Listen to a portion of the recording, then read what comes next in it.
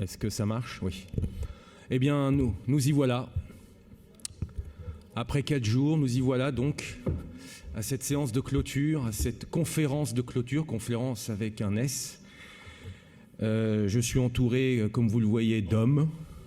Il n'y a que des hommes. Et pourtant, celle qui devait finir ce panel, celle qui devait clôturer les débats, notre amie Annette Becker, ayant un train à prendre. Et comme on est un petit peu en retard, donc on va céder tout de suite la parole à Annette Becker pour le mot final. Alors comme on marche un peu sur la tête, on va laisser Annette nous remettre dans le bon sens. Merci.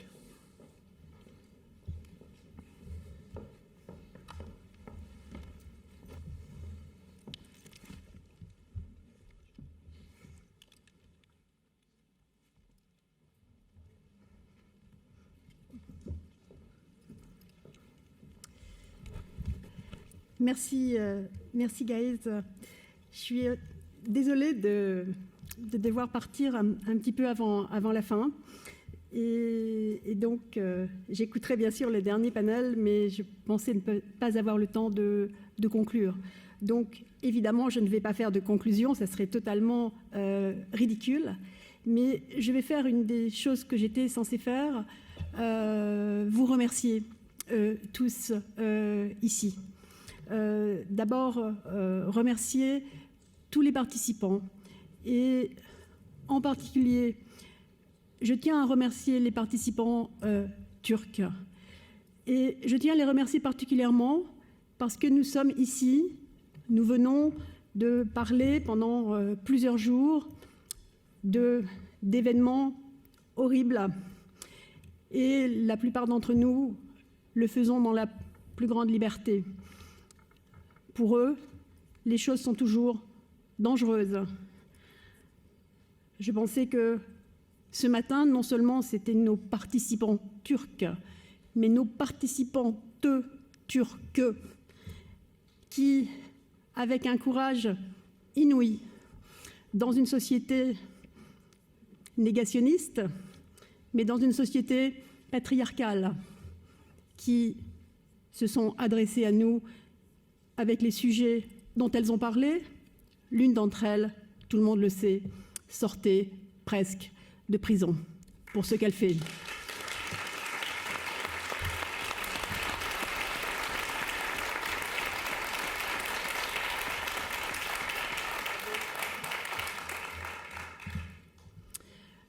Je suis comme Christian Ingrao, il vient de le dire avec force, je suis d'abord une historienne, mais quand je suis une citoyenne, je suis aussi une citoyenne et je pensais qu'il fallait commencer par là. Je vais ensuite, bien sûr, remercier tous les autres participants pour tout ce qu'ils ont apporté et tout ce qu'ils vont encore apporter dans les minutes qui viennent. Je veux remercier mes amis du CSI. Nous avons eu 2 ans, presque 3, de discussions, quelquefois de disputes, et nous sommes arrivés à ce grand moment. J'ai beaucoup appris avec vous et je vous remercie vraiment sincèrement.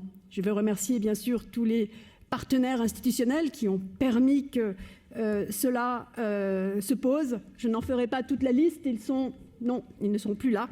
Ils ont été remplacés par quelque chose d'autre, sur quoi je vais venir maintenant. Je voudrais dire que, comme Christian, je suis pour les plans en 3 parties.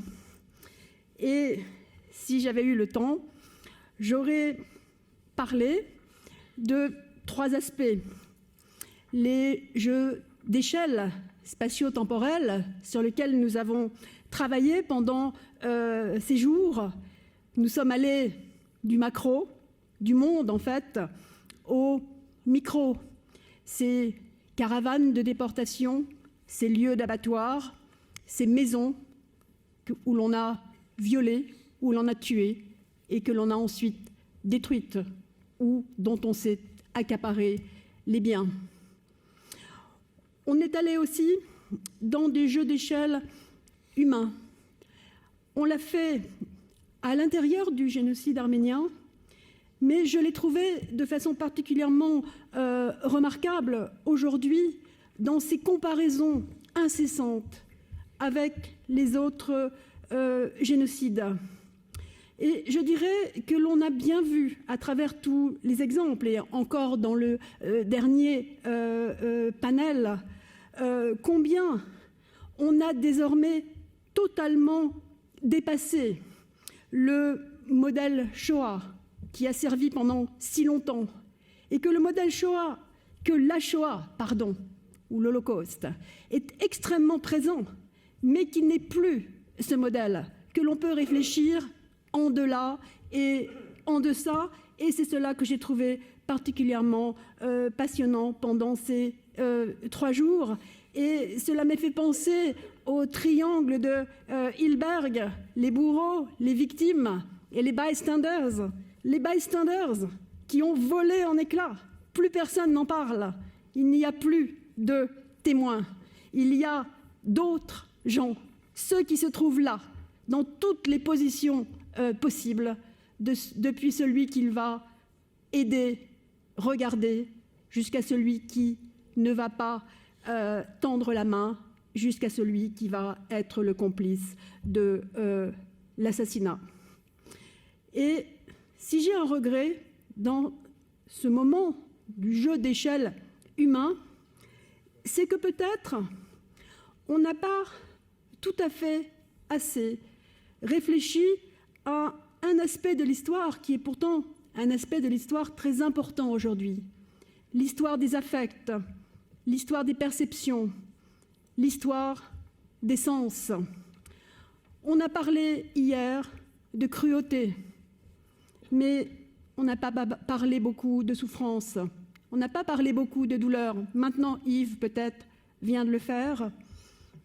On n'a pas parlé de l'odeur de la mort. On n'a pas dit concrètement ce que c'est que d'être un être humain, un enfant, une femme, un homme pris dans un génocide et dans ce génocide. Et puis, on a parlé bien sûr des héritages et des mémoires, la négation qui occupe tant de place, parce que la négation turque est au cœur de notre volonté de travailler. Elle est toujours présente et on l'a bien senti à plusieurs moments. Hier en particulier, pendant qu'on parlait de Lemkin, mon cher sujet d'étude, que le militantisme, quelquefois, l'emportait sur le travail scientifique. Et l'on peut comprendre pourquoi, quand on a l'État génocidaire qui est toujours là comme État négateur. Mais les héritages et les mémoires, c'est aussi, bien sûr, et toujours les traces qui ont été par tant d'aspects psychologiques, bien sûr, le trauma et artistique, décrite, elle aussi, hier. J'avais l'impression que la littérature n'était pas très présente. Elle l'a été vaguement ce matin, mais je crois qu'on pourrait travailler beaucoup plus sur les aspects littéraires. Et je conclurai par 2 sortes de citations. Une citation de mon sujet d'étude, d'ailleurs, qui m'a amené lui-même à changer de travail. Quand j'ai commencé à travailler sur Lemkin, je voulais travailler sur le droit et sur la notion de génocide. Et puis j'ai découvert l'homme Lemkin. J'ai découvert l'homme Lemkin qui était le juriste, mais qui était aussi le persécuté et qui était, par sa famille, la victime du génocide des Juifs. Et j'ai complètement changé mon travail. Et mon travail maintenant est un travail sur ceux qui, comme lui, très tôt, ont compris et qui ont eu le courage de dire.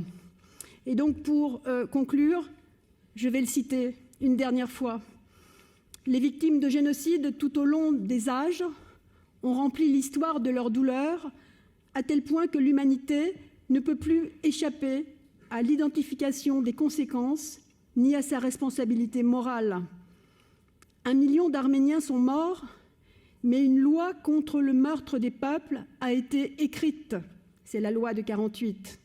Elle a été écrite, nous dit Lemkin, avec l'encre de leur sang et l'esprit de leur douleur.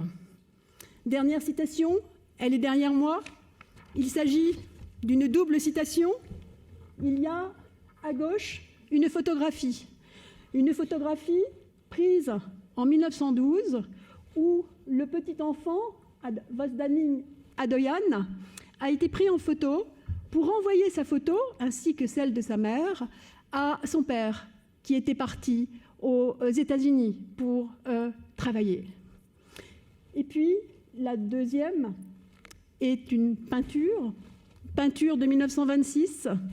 Le petit Adoyan, rescapé du génocide, fait de mémoire ce tableau où la fenêtre, vous voyez maintenant, est totalement noire. C'est comme s'il y avait un volet qui avait été mis derrière. Il a bien retrouvé son père aux États-Unis, mais sa mère, elle, est morte de faim pendant le génocide. Et vous pouvez remarquer que les mains de sa mère, bien visibles sur la photo, ces mains, elles ont désormais disparu. Elles sont comme coupées par le génocide. Gorky ne se remettra jamais de tout cela. Toute son œuvre tourne autour du génocide. Et il a fini par se suicider en 1944. Voilà.